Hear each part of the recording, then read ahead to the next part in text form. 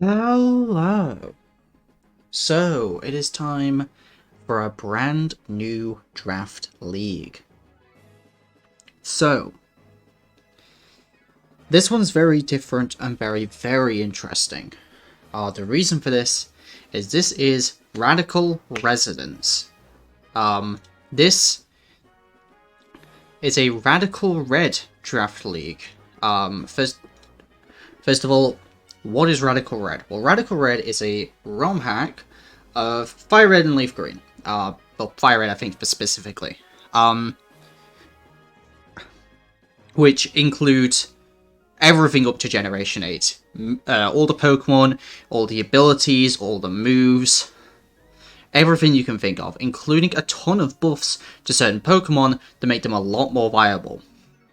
The popularity of the hack has actually given people the idea to make draft leagues around it. So both Pokemon I can think off the top of my head, especially a couple that I was looking into. For example, Drapion. Drapion gets access to Wicked Blow, which always crits. Alongside the Sniper that it already has, that becomes incredibly powerful. Another one on the more extreme side is actually, let's have just a quick show, is Decidueye. Decidueye becomes a lot more different, gains like 30 speed, taking a little bit out of special attack, and also given Tinted Lens as a new ability, as well as a ton of different extra coverage moves,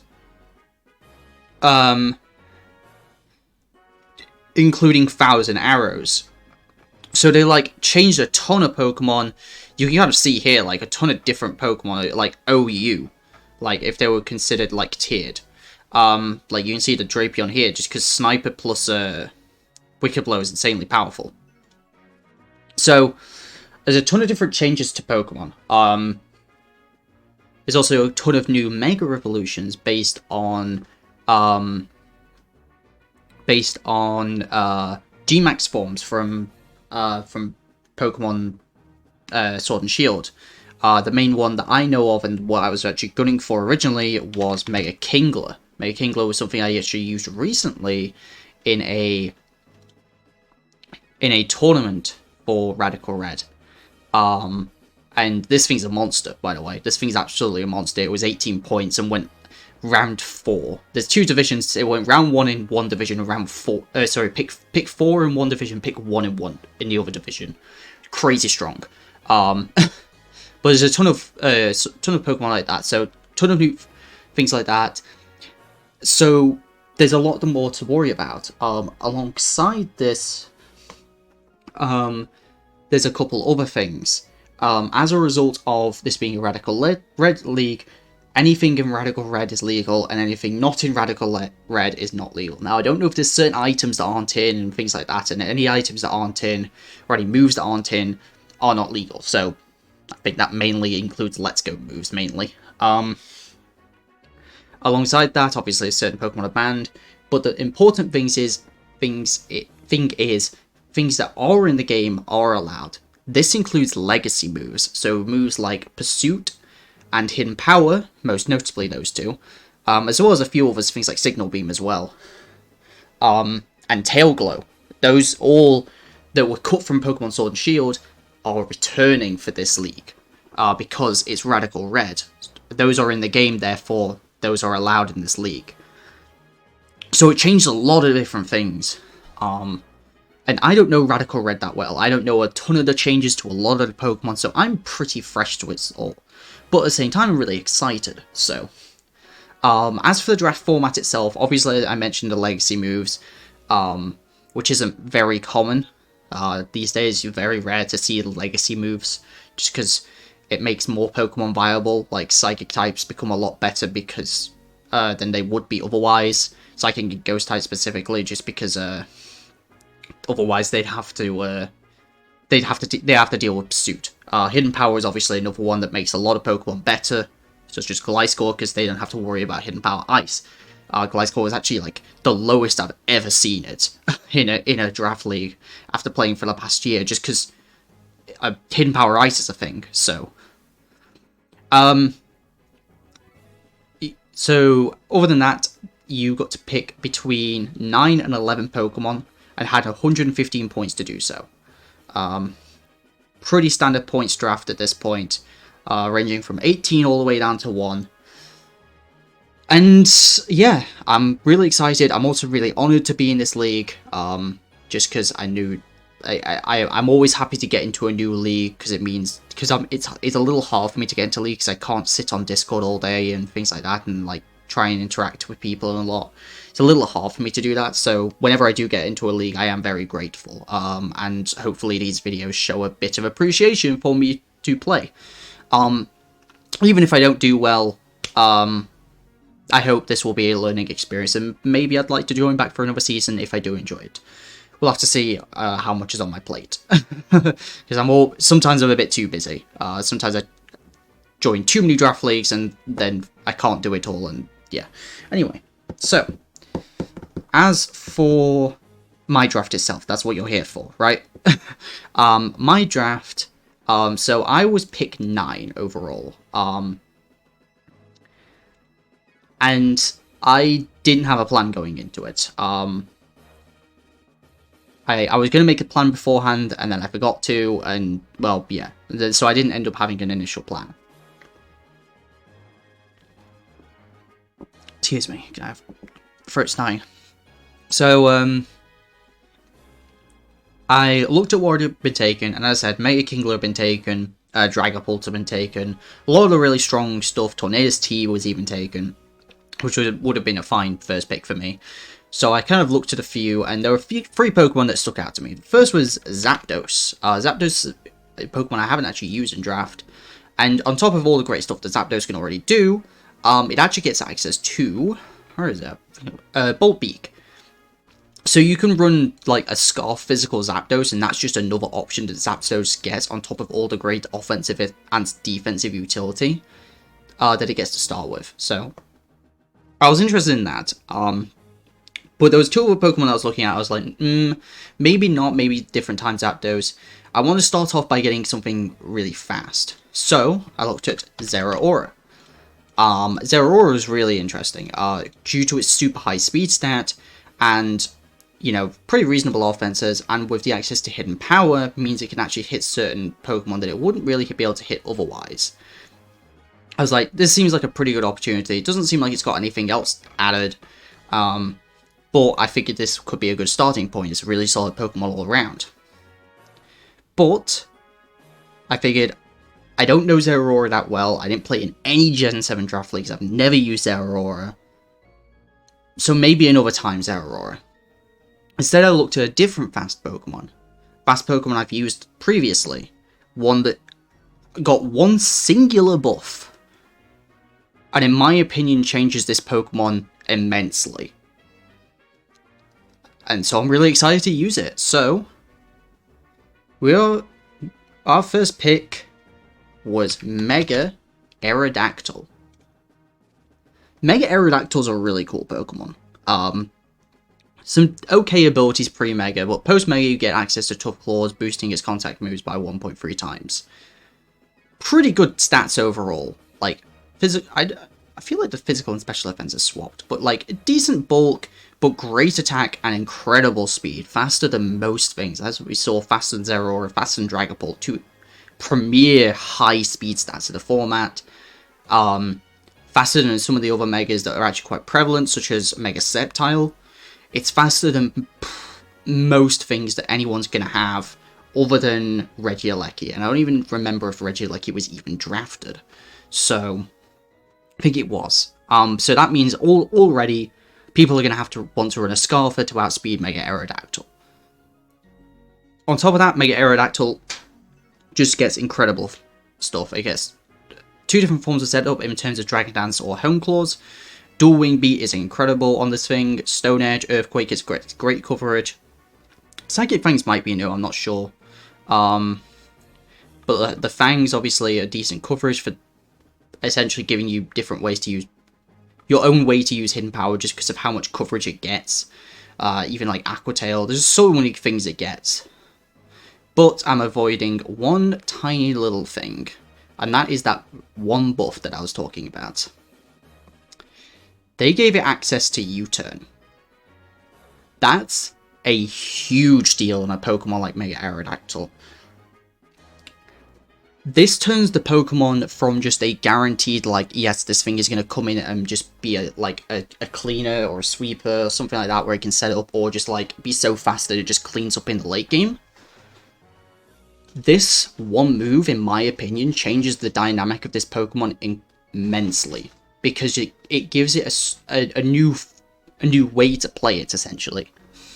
You don't have to stick around and just, you know, go for your strong moves. You can just dip. You can just say, I'm going to U-turn on out. And as a result, it gives the Pokemon a lot more interesting ways to use it, in my opinion, instead of just being, you know, just a late game sweeper. Alongside the fact that it gets Stealth Rocks and Defog, though Defog isn't as great on it because it will take 25% from the Stealth Rocks that are coming to hurt Aerodactyl. But the fact that you can run something like U-turn, Stealth Rocks, Dual Wing Beat, and Roost, and you can use it like this, where you kind of use it in more of a utility, get in and get out kind of deal, set up rocks, U-turn, heal up when needs to, and when you've got nothing better to do, just hit a Dual Wing Beat. And you can use it in this light. I think that makes the Pokemon incredibly interesting. And even with little to no investment, you invest it more in the bulk side, Dual Wing Beats are still going to do incredible damage. And then you still have the option of just being a setup sweeper anyway. I kind of like to think of this a bit like Tornadus T. Not as good in some regards, like Tornadus T is much better at being able to pivot out. Just because it can hold boots and has regenerator and all that good stuff. But it has that option of being defensive like Tornadus T, while Tornadus T also has that setup potential with Nasty Plot. This is more known for its setup potential with Dragon Dance or Home Claws, more so Dragon Dance, because if you get one Dragon Dance up, no Scarf is outspeeding you anyway. Nothing's outspeeding you after one Dragon Dance. And you can clean up that way. So Mega Aerodactyl, it's been described to me in the past as a Pokemon that's pretty versatile, as long as you make sure you get a decent amount of removal to clear the way of the rocks for Aerodactyl. It's not like it's dead on arrival, even with the rocks, because of decent bulk, and not being ×4 weak. And the coverages that the Pokemon gets, even just between, you know, flying, ground, and rock with Stone Edge, or Rock Slide, or Rock Blast, or whatever. But even just like that, and then just U-turn. Not Whirlwind, U-turn. Like, that's just a crazy powerful set. That can just be really offensive, and then just get out when it needs to. So, I'm really excited to use Mega Aerodactyl. I had it in the SXOC, which was an invitational, and I don't think I used Mega Aerodactyl as well as I could have there. But I think the U-turn will make me love this Pokemon even more, so. After that, I had created a plan of a certain core of Pokemon that I wanted. But I looked at what was kind of going, and I thought, okay, if I go for this core of Pokemon, I'm going to be sacrificing any extra top end I get. I will get no other top end if I go for this core.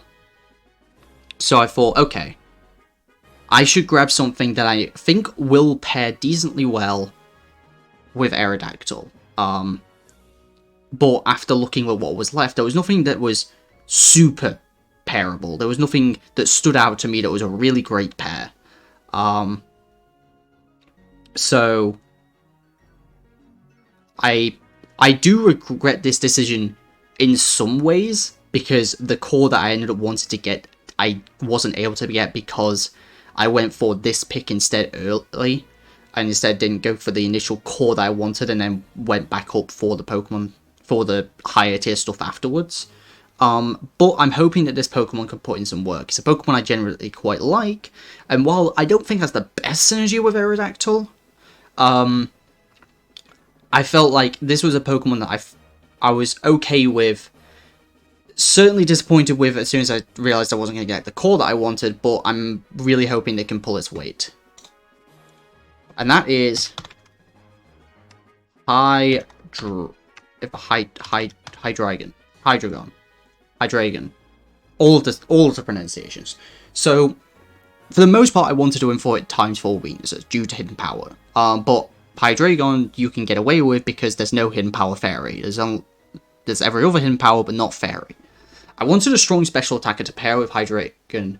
To pair with Aerodactyl, so I had like a really strong physical attacker and a really strong special attacker to start with. They're both weak to ice, which is unfortunate, but they also both have the immunity to ground, which is really going to be helpful later. Also, it does resist a multitude of other weaknesses that Aerodactyl has, such as water and electric. Hydreigon's a really interesting Pokemon. Again, it's a Pokemon I quite like just in design and just the whole aesthetic of Hydreigon. I don't believe it got any buffs with Radical Red. But it's also a really versatile offensive Pokemon, kind of like Aerodactyl. With access to U-turn, obviously, I love pivoting, so the fact that U-turn's already just there is great. But Choice Scarf sets, Choice Spec sets, I believe it was this generation that actually gave it access to Nasty Plot. So you have Nasty Plot free attacks, you have Nasty Plot Roost, with a bunch of different item possibilities, incredible coverage. Can go mixed on certain occasions with things like Superpower, if you don't want to go for Focus Blast, but you've got options to go physical if you need to. Even Dragon Dance sets I wouldn't put out of the realm of possibility. If Latios can do them and like make them look threatening, I see no reason why Hydreigon can't do them as well. Obviously, the ×4 weakness to Fairy is going to be an issue that we need to make sure is patched up, but it's a very versatile Pokemon. I didn't really talk about it too much with Aerodactyl, but this means we have a Stealth Rocker and a Defogger in Aerodactyl, though it doesn't particularly want to do those rules. It's just an option that it has. Hydreigon has the ability to defog. Again, not a thing it wants to do often, but it can do that in certain matchups where it needs to, where it can form a bulkier role, my other Pokemon that can defog, or Pokemon I want to bring to the match that have the possibility of defogging or removing hazards in general, have to perform other roles. And so Hydreigon, due to its pretty good typing, can perform a bulkier role on the team if it needs to. It has reasonable bulk, 92 HP, 90 on each defenses. And again, that offense can't be understated. It's not as high as, you know, certain Pokemon, but dropping Dracos at that power is still, like, gonna hurt. Especially with no fairies, and, you know, you can call it right, you know, with your flash cannons as well. So, yeah. Really excited to use Hydreigon. Again, it's a Pokemon I'm gonna pronounce it every which way possible, but I generally would go with Hydreigon.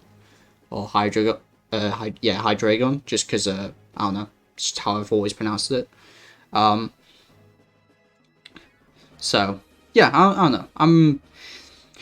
It's a weird one for me, just because this is the Pokemon that basically cost me the core that I really wanted. So it's going to have to kind of put in a bit of work for me to really see, like, the true colours of it. Especially because it's a Pokemon I haven't used before, really. In draft, anyway. So it's going to be interesting. I'm hoping that it can pull through. And, you know, show me why this Pokemon is so good. So, and again, I generally like the Pokemon, so it gets a bit more of a pass from me. So, afterwards, that core that I was talking about, it started with Aerodactyl, and next was a Pokemon that I was looking at a lot, actually. I saw this Pokemon, and I was like, wait, why is this so much more expensive than usual? Because Aerodactyl was actually a point higher than usual, despite, you know, there's a lot more Pokemon, like, that are buffed and things like that. And even all the new Megas, this was still a point higher than I normally see Mega Aerodactyl. It's actually 17 points. Hydreigon, pretty standardly seen at 16 points. Hidden Power doesn't really affect it at all, so, and no extra buff, so it's, you know, pretty normal. But this next Pokemon I saw, like, 3 points higher than normal. I was like, alright, what did they do to you? And I saw, like, the three main buffs that I saw, and I was like, yeah, no, I definitely want to try this. Like, I'd love to try this Pokemon out now. This seems really cool. And it's a Pokemon I've always wanted to try. It's a good old Gen 4 classic. It is Empoleon. So, off the bat, it gets competitive over Defiant. That's a pretty big deal. Defiant, for the most part, doesn't really do anything for Empoleon because it's more of a special attacker, but competitive does. As a result of getting getting Stealth Rocks and being the first major Stealth Rocker of the team, it means you can't really defog on Empoleon, and you're already desensitized to defog when you know there's a competitive Empoleon. And even if the Empoleon is built on a defensive front, it still is going to deal pretty good damage with +2 Scalds.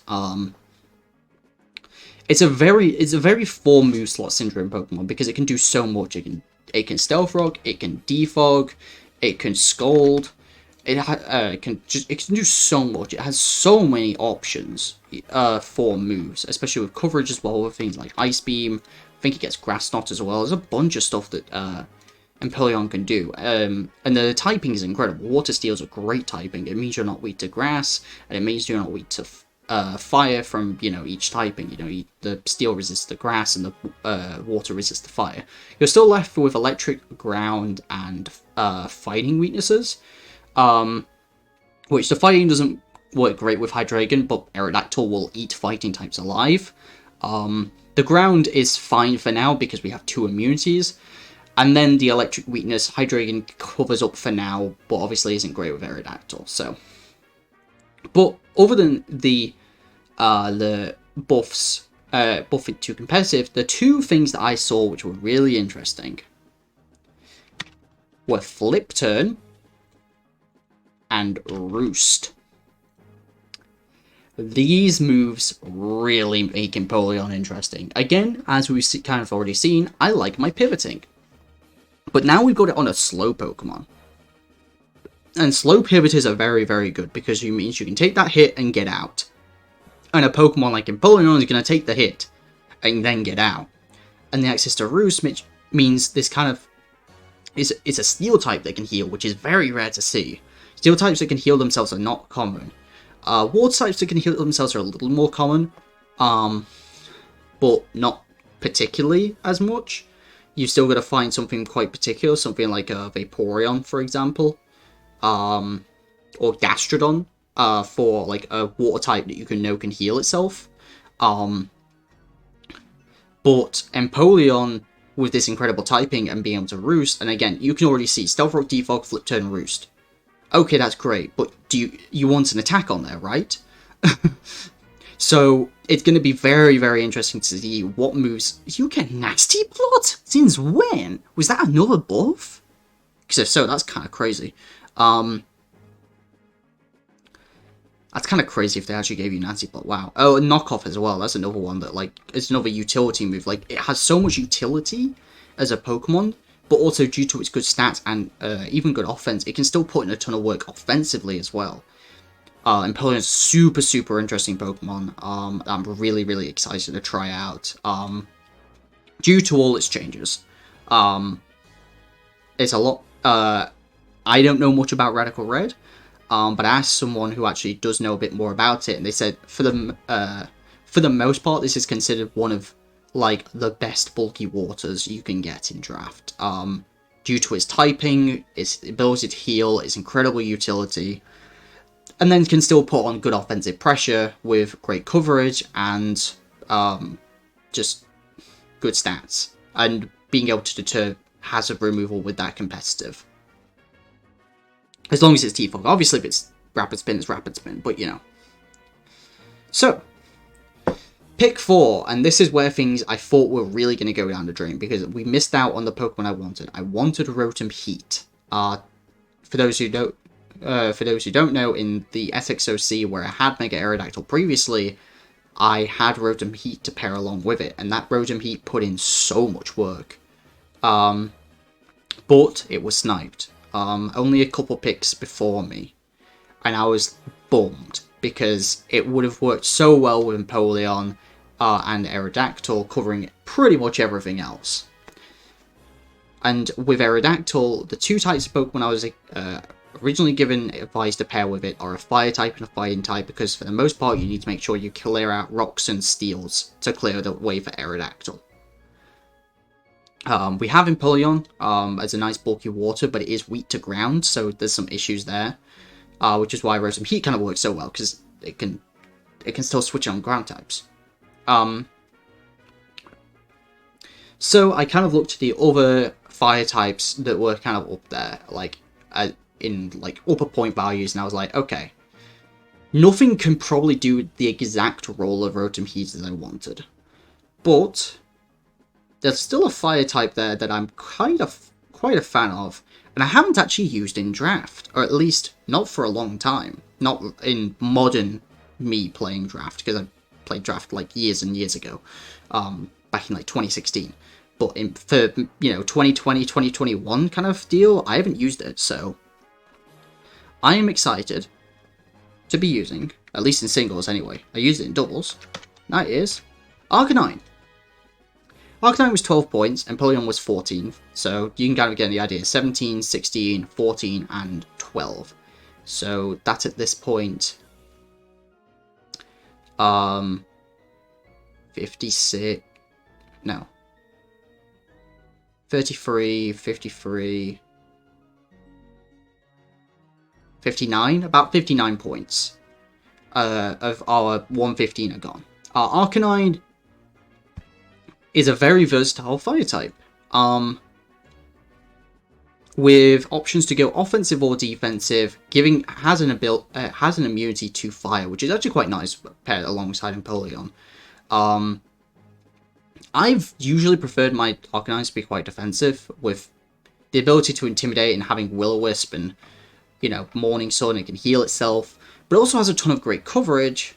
And I don't believe it really got any major buffs from the Radical Red. I think this is just kind of how Arcanine just is. It was pretty much where it's always been. But with the option to go offensive or defensive, due to its pretty decent, like, pure fire is not a bad typing if you give the Pokemon boots. And it also has Teleport, which is something I haven't actually had the chance to use yet. Pretty much anything in draft, actually. Teleport just means now that you get -6 priority switching, which is really cool. So if you're a bulky Arcanine, you take a hit, and then the next Pokemon comes in free. It's just like a slow flip turn or U-turn or Volt Switch or something like that. So yeah, it's really, really interesting. I'm really excited to use Arcanine. It's one of my favorite Pokemon of all time. As I say, I do tend to prefer defensive, kind of how I tend to prefer my Landorus quite defensive, but I think I can definitely make Arcanine work on the offensive as well. It's got good speeds, kind of close to Hydreigon, but like, it's not the end of the world. Can go mixed as well to 100 special attacks, so if you just want to slap on an Overheat, absolutely can, or even just Scorching Sands, that's definitely not a bad option for certain matchups. Even a random hidden power that may find its way onto Arcanine, I can certainly see that. Empoleon and Hydreigon, I haven't really talked about hidden power as much with, because they already have incredible coverage, and it's rare for them to need a hidden power. Especially because Empoleon does a million things anyway, it's not got the room for hidden power most of the time. Whereas Arcanine, depending on like what it needs to do in that matchup, if it needs to be offensive, as it's great at breaking down the team, a hidden power can certainly help it out. Especially with the good speed. So yeah, I'm really excited to use Arcanine. Again, one of my favorite Pokemon. Has great coverage and has the option to go defensive, which, hello, have you met me? I love my bulk. So having the option to go defensive and having a nice intimidating fire type, I had Incineroar in my most recent draft league, and having essentially OG Incineroar feels pretty good. You have to excuse me, my throat is killing me. Alright, let me switch some music. So, because this video is very, very long, I do apologize. So, pick 5. I know I wanted a grass type, and a lot of the grass types are actually going. And I was like, crud, there's a ton of grass types. I was looking at Serena, that went, I looked at Decidueye, I think I mentioned at the start. that went. And I was looking and I was like, I know that grass types aren't generally good. But I knew I wanted a grass type for this team. Notably because of having 2 ground weeks, I was already scared of being 2 ground weak. Despite already having 2 ground immunities, I was already scared of being ground weak. I was like, I need to make sure I have a grass type. Because of the lack of Rotom Heat, I knew I was going to be picking up a different electric type. And I was like, crud, that's going to be another ground week. And I'm probably going to be picking up more in the future. Like, I'm worried about how ground weak I'm going to be. So I wanted to make sure I picked up a grass type.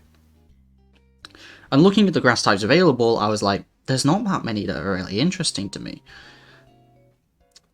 And I was like, I don't know what to pick. I was asking people, I was like, I really don't know. Because I was worrying too much about my ground weakness. And then it just clicked to me. I was like, wait a minute. There's still a grass type there that I can absolutely use. And it's a grass type that certainly doesn't care about ground types. And it still gives me a lot of the utility that I would have had with Rotom Heat. Because it's still a Rotom. So say hello to Rotom Mo. I've been in a phase where I've been really liking the Rotoms, and this is the next one in line, I guess. I used Rotom Heat, I think, before, into Rotom Wash, and now we're into Rotom Mo, Fire, Water, Grass. So, Rotom Mo, I don't think the Rotom's got anything different to start with, but I think this is the, most notably, the first Pokemon that's really going to be benefiting from Hidden Power, especially on the offensive side. There's a lot of time in which, bulky grass types will like to come in on Rotom Mo, and just, sponge any hit, and with Hidden Power, it's not always going to work, especially on like a Choice Spec set or just an offensive set, especially with Nasty Plot as well, that this Pokemon gets access to. Hidden Power really helps get that offensive output out there. But the defensive utility is still there as well. It's an incredible switch into electric types for sure, which was something the team desperately wanted.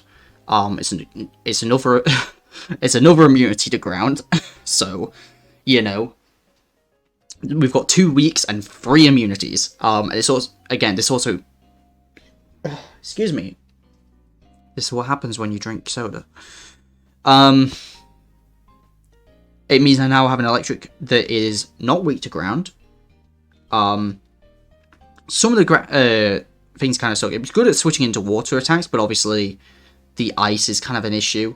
We have 3 ice weeks already, but if I was going to pick a grass type, it was always going to be weak to ice for pretty much. It's very hard for me to get a grass type that's not going to be weak to ice if I knew I was going to be getting a grass type.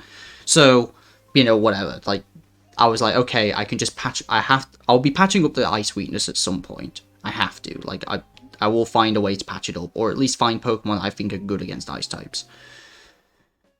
But for the most part, Rotom can either go offensive, Scarf, Specs with Trick, or Nasty Plot, or go into defensive with things like Will-O-Wisp. It has access to Defog, so that is 4 Defoggers at this point. So, Hazard removal is definitely up there. Obviously, Aerodactyl, again, not really the most consistent remover. Hydreigon, not the most consistent remover either, to be honest. But Empoleon and Rotom definitely are. They are very good at removing. Decent recovery and Pain Split, but not the best, to be honest. But yeah, nothing really more to say than that about the Rotom. I've used, like I say, the last few draft leagues I've been in, I've used Rotom Heat into Rotom Wash and now into Rotom Mo. I love my Rotoms. I'm really on a Rotom kick recently. It kind of fills a speed tier that I kind of needed in like the mid 80s. That I didn't know if I would be able to get otherwise. And after I picked Rotom, the whole debacle with Hydreigon kind of started to settle down a bit. I was like, alright, whatever. We didn't get Rotom Heat, but we've got Rotom Mo. And we've got Arcanine. So instead of me getting Rotom Heat, which in general in a package would be better, and then just getting a different grass type, we instead got the Rotom Mo and the Arcanine, which are 2 independently good Pokemon, but definitely have their own issues. So we'll have to see if this works out. I'm hoping it will. Like, it's still a good Fire, Water, Grass core, because one of Rotom's like main weaknesses. One of the grass's main weaknesses being flying is not negated by the grass. It does make me a bit apprehensive about flying in general, but if flying is going to be an issue, then I have a Mega Aerodactyl, which is going to just... it's not going to come in easily, but it's going to be very just... it's going to be scaring out flying types left and right, so... And we still have an Empoleon, so... yeah, really excited to use Rotom. Again, I like my Rotoms. Afterwards, let's just get this out of the way. I'm just not even going to mess about. We're not going to beat about the bush. I wanted my fairy type. This was still available. Say hello to Florges. Call me boring at this point, but again, I was still a bit uncomfortable with my draft. You know, again, I'm in a new type of league with a ton of different Pokemon that I don't know how we're going to interact with each other. And I saw the opportunity to grab a fairy type, finish off my fairy dragon steel core that I know and am very comfortable with. It was also a lot cheaper than, you know, most of the time. Just like in OFC that we were recently in, it was only 9 points, and I was like, well, of course I'm going to take it. Like, sometimes this Pokemon is 11 points.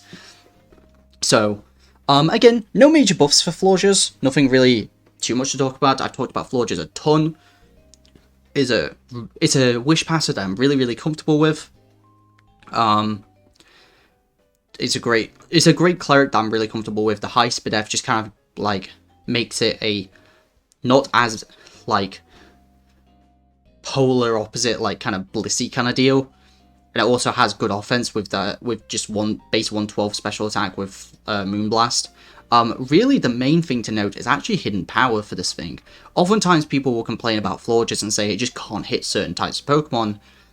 But Hidden Power gives it that. So you're worried about a Steel type coming in, you can just run Hidden Power Fire, and if it's a frail enough Steel type, something like an Excadrill coming in, you can slap it with a Hidden Power Fire, do like 40%, something like that, I imagine, 30 to 40%, and kind of make it, you know, wary about coming in the future, and not just having a single just, hey, I'm going to come in on you for free, and especially if it's something, you know, like, trying to think of something, actually. It's, like, actually relevant that would come in on you. Like a Scizor, for example. Like, Mega Scizor just wants to come in on you, by all means, feel free. I'll Hidden Power Fire you.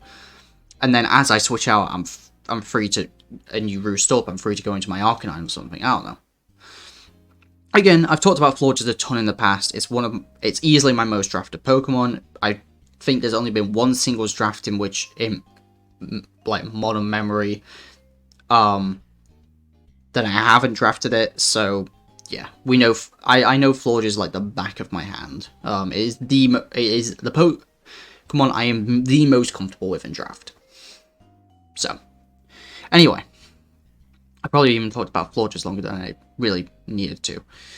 So, as for pick 7, again, this is another Pokemon I'm pretty comfortable with, but I definitely wanted this Pokemon, as one of my weaknesses in my last draft I knew was my Hazard game. Obviously, like, I've got 2 Stealth Rockers, one of which is not the best. So really we've only got Empoleon. I was like, alright, let's make sure we at least have okay hazards.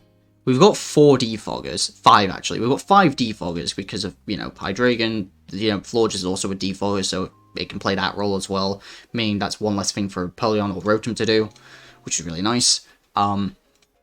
So, I wanted to grab another type of hazard, notably. So, the type of hazard I wanted to grab, is Toxic Spike, so I knew I wanted a Poison type. And one that I've used, at least somewhat recently, again, Pokemon I'm quite comfortable with, and I'm hoping to get a bit more action in this time with, is Wheezing. Now, to my knowledge, again, Wheezing doesn't really get anything new here. As far as I know, anyway. It might get some interesting things, like Flash, I guess, is buffed. But for the most part, Wheezing is still Wheezing. Nothing really too special. But at the end of the day, this is a 6-point Toxic Spiker. With an immunity to ground. Or can be grounded with access to neutralizing gas. It's a grounded poison type. And despite a lot of my team not really caring about Toxic Spikes, since, you know, I've got Aero, Hydreigon, Rotom, who are all immune, and then Wheezing, technically, who are all immune to Toxic Spikes, and then Empoleon's immune because it's a Steel type. It's only currently affecting Arcanine, who often wears heavy-duty boots anyway to avoid Stealth Rocks, and then Florges. So I can't see Toxic Spikes coming in against me, but the ability to have them set up against my opponent is a big deal. Alongside that, it gets great coverage. Obviously, it's another Pokemon that can Will-O-Wisp, which I really like. That's now 3 Pokemon on my team that can Will-O-Wisp, which is really helpful. Wheezing has a lot of nice utility between Taunt, just the Toxic and the Will-O-Wisp. It doesn't get a lot. That's something notable about Wheezing, but the pure Poison typing, decent, like, pretty alright defense for such a low point Pokemon, and access to Toxic Spikes and Haze as well. Pseudo recovery and pain split, and reasonable offensive coverage as well without the need of even a hidden power between Fire Blast and Thunderbolt, as well as Sludge Wave or Sludge Bomb. Again, another Pokemon I'm fairly comfortable with. I used it in UBL and got second alongside Florges, because of course I use Florges. So yeah, I'm happy to use Wheezing again and give it a shot. There's a chance it doesn't make the cut in a lot of teams, but there's certain opportunities for it too, especially because there are a few Pokemon that I have are fighting weak, and so Wheezing's really good against fighting types. It's also good against certain steel types as well, which is something I don't have a lot for, to be honest. So Wheezing can definitely find its place there, or at least so far. Because next up, we're going to be talking about our ground type. Now, the ground type I wanted literally went like as I picked Empoleon, so there was no way I was getting the ground type I wanted. I originally wanted Mudsdale, because Mudsdale gets Slack Off, and I thought, that's insane. So looking at the other ground types available. I was looking at Hippowdon, for example, just because, like, the idea of, like, a ground type with recovery sounds incredible, right? So I was like, well, yeah, like, I'd love Mudsdale, but Mudsdale was gone, like, super early. Hippowdon wasn't really something I wanted to pick up, because essentially I didn't want to use it with Sand. So, and I wasn't going to pick up a Sand Abuser. So I was looking at the other ground types, and I was looking at some of the lower tier ones, and I was like, some of these don't really have as much of an impact. I was looking at Piloswine, even Gligar, I think. Stunfisk was another one I was looking at, and before I picked up Rotom. But one I did look at that actually did get buffed, with getting a healing move, did catch my eye, and I thought, it interferes with a Pokemon that I was originally going to use, but I think I can make it work. So I ended up picking up Claydol. Claydol's not a Pokemon I would normally go with, and especially one that has to deal with in a format with Pursuit. Not a fan of Psychic types in general, but there's a couple of things that kind of make up for it. First of all, obviously, it's reasonably bulky. Again, same basic, little bit lower base HP than Wheezing, but it has that special defense that Wheezing has on the physical side, good defense, decent offenses, and actually reasonable speed, same speed as Florges. So it's reasonably bulky. Alongside that, as I said, it got buffed in getting access to Shore Up, which is just Recover, but also better in Sandstorm if Sandstorm just happens to be up. Alongside that, it actually got a couple extra buffs, because it's not actually in Gen 8, I believe, so they actually gave it Iron Defense Body Press as well, and Nasty Plot, so it has options to be offensive if it wants to be, and Scorching Sands too, which actually may be the go-to option, to be honest. But also it gives us access to Rapid Spin. Normally I actually don't get a really good Rapid Spinner on my team, and this is a Rapid Spinner that I can actually see myself bringing quite a bit, and with me having multiple hazards that I'm likely to set up between Wheezing and you know, Stealth Rocks, there's actually opportunity for me to Rapid Spin and actually utilize Rapid Spin more than I would normally. Obviously Rapid Spin is great, but I don't normally get to utilize it, but on a Pokemon that I can see myself bringing, we can definitely see it. Obviously, as well, I've got to worry about Pursuit, and that was something I was recently talking about. But it gets access to Teleport, and the interesting thing about this means that they are going to try. If you want to hard switch, they can pursuit you. But if you teleport, they pursuit you first, and then you teleport out, meaning you're safe from the pursuit trap. So I was really happy to kind of figure that one out, and I was like, okay, yeah, that's really cool. That means it's not as pursuit bait as I initially thought. Again, decent coverage, has the potential to go offensive, but I think is unlikely to do so. And a lot of nice utility with screens as well. Again, the Iron Defense Body Press set is certainly not out of the question, especially with access to healing of its own. Like Iron Defense Body Press, Shore Up plus a ground move of some kind, just to make sure you can, or like, I guess like Ice, just so you can hit like flying types reasonably well with Ice Beam, or Psychic or something, means you have access to a pretty solid Pokemon. So, and also, there were a couple of reasons why I wanted the ground type. One, I didn't want people Volt switching all over my face, so I knew I wanted a ground type. But also I knew it would give me another Stealth Rocker, which this does. So we have two pretty reliable Stealth Rockers in both Empoleon and Claydol, and then kind of an extra Stealth Rocker in terms of Mega Aerodactyl, and then Wheezing being our T-Spiker, and that kind of rounds out our hazards. So, yeah, I'm excited to use Claydol. I'm hoping that the buffs can make an impact on this Pokemon. You know, make it so it can actually stick around, do some good utility, and, you know, get out when it needs to. We have a lot of Pokemon that can actually do a lot of different utility, and I think that's important. The fact that I say different utility, because there's a lot of Pokemon on this team that can do a ton of different utility things, but some can do there's multiple Stealth Rockers, for example.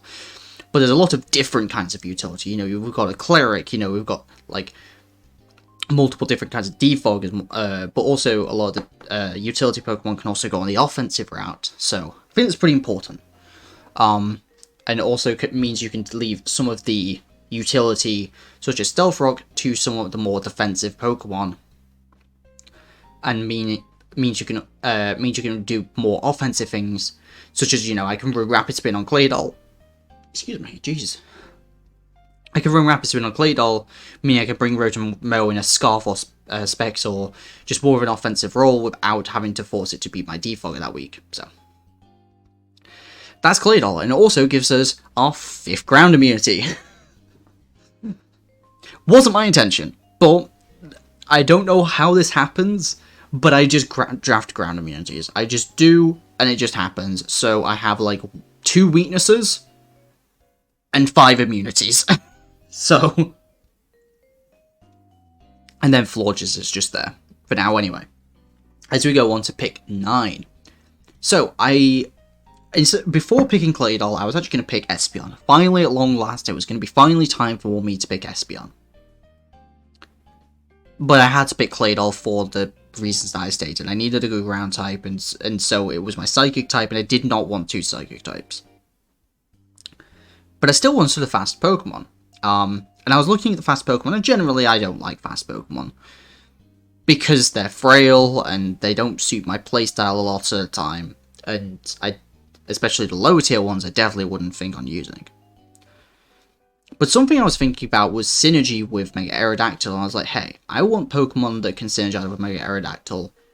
What would that be? And I looked at my team and I went, my team's insane against grass types.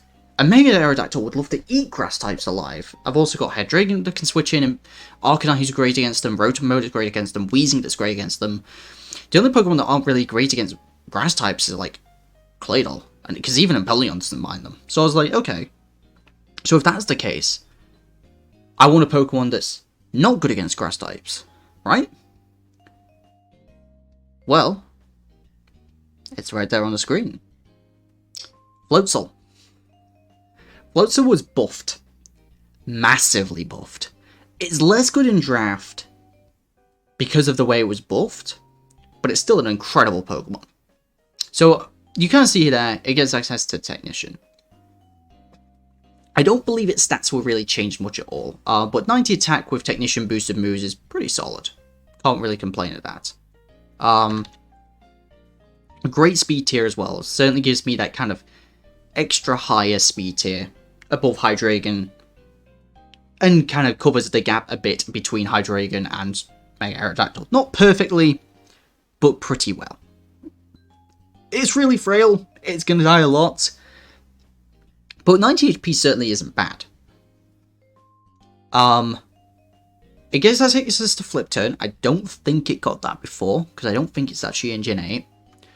The notable one, though, and the reason why I was kind of saying it's weird in Draft, is Surging Strikes.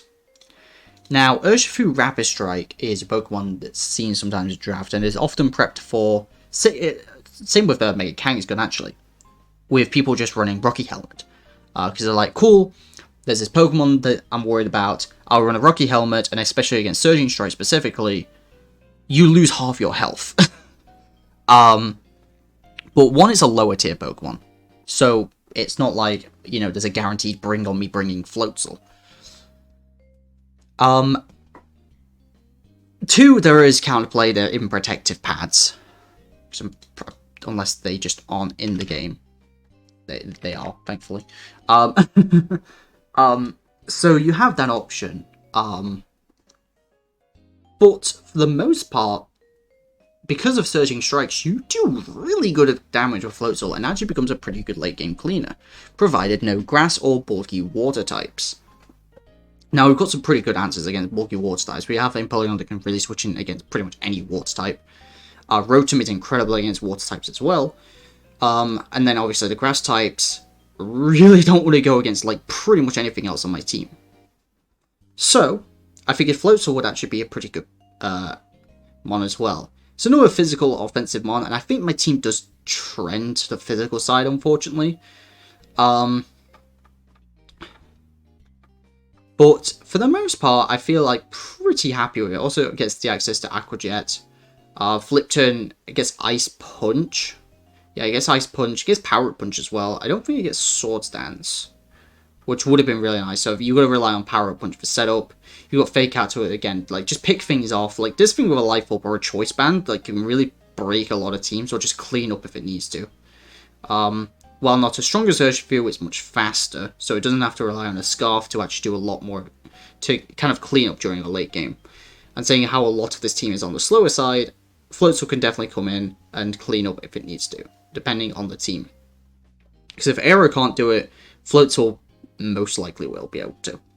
And it was only 7 points as well, so. The last few points we have, at this point, as we kind of see, we trended down. I don't think it really talked about points much, but we can see here, we've got Arcanine, who I mentioned was 12. Rotom, which I don't think I mentioned, which was only 10 points, Mo. 9 points for Florges, pretty sure I mentioned. Wheezing 6, pretty sure I mentioned. Claydol was a 9 points, which normally Claydol's like 5 or 6. That huge buff really helps it out. And Floatzel was 7. Definitely wouldn't be 7 points without the Surging Strikes, that's for sure. And Technician means the Pokemon's really powerful. But this leaves us with 15 points. Now, I knew one Pokemon I wanted, and looking at who was ahead of me, they couldn't take it. No one could take it. No one had as many points as I did at this point. So I was like, well, let's get a filler Pokemon for the Pokemon before I get my last Pokemon. So I am going, a nice little 1 point Pokemon. Just kind of fill out the draft in Porygon. Little baby Porygon. I kind of looked at it and looked at my team and kind of went, you know, I don't really have that many great Dragon Ball switch-ins. And Porygon can do it in a pinch. It's reasonably bulky, especially with an EVLA. You know, it's a baby Porygon 2 at the end of the day. Decent coverage, has access to recovery, has access to teleport as well. So it can kind of be a pivot in certain matchups. I don't know. I felt like Porygon would be pretty decent. Just a nice little 1 point Pokemon to kind of fill out the team. I didn't have a normal type. Here it is. It's a normal type that it's a low tier Pokemon that sometimes people do try to pick up. And while I had no major intention of bringing it and no knowledge of really any buffs that it gets, it's still a Pokemon I'm pretty okay with having. And that leaves our last Pokemon. And this was a Pokemon I didn't want to pick initially. But after what the team that we've made, I feel a little more okay with it. It's a little dicey on picking it, because as I said, I didn't want any times 4 weak Pokemon. But this is one that I feel that despite that, I think we can still put in a good amount of work with it. Because we did it once already in the last draft league we're in. We're bringing back the man, the myth, the legend himself, Buzzwole. For those who didn't see me use this thing in OFC, this thing ended up at like a 16-5 KD ratio. I don't know why I did so well with it, but I knew but here we go. This is the third time I think 3 out of the 4 last drafts I've had Buzzwole. So, why Buzzwole? Well, I knew I wanted a fighting type. This is actually a fighting type I previously paired with Mega Aerodactyl. And again, if you want to bring a flying type versus Mega Aerodactyl, by all means. We don't have the best answers against flying types. Most notably, we have Empoleon on the defensive side and Aerodactyl on the offensive side. So flying's a little awkward. Especially when hidden power flying is existing. Something I'm definitely going to have to be careful of with Buzzwole. But, as far as I know, Buzzwole got no major buffs. But the last time I used Buzzwole, like I say, it did incredibly well. The potential to go offensive or defensive with this Pokemon is really good. You have a great physical check, or just being able to go offensive with a reasonable speed tier, just on the base 80s. So against some of the slower offensive Pokemon, even some of the slower fairies such as Primarina and Sylveon, you can get the jump on with enough speed. The Pokemon gets incredible coverage, and could be run in a multitude of different ways, with offensive or defensive. Let me just put an attack on there. Offensive or defensive, due to its stats. Physically offensive Buzzwole is no joke and is often ran. But obviously, again, it's going to have to be careful of the hidden power flying.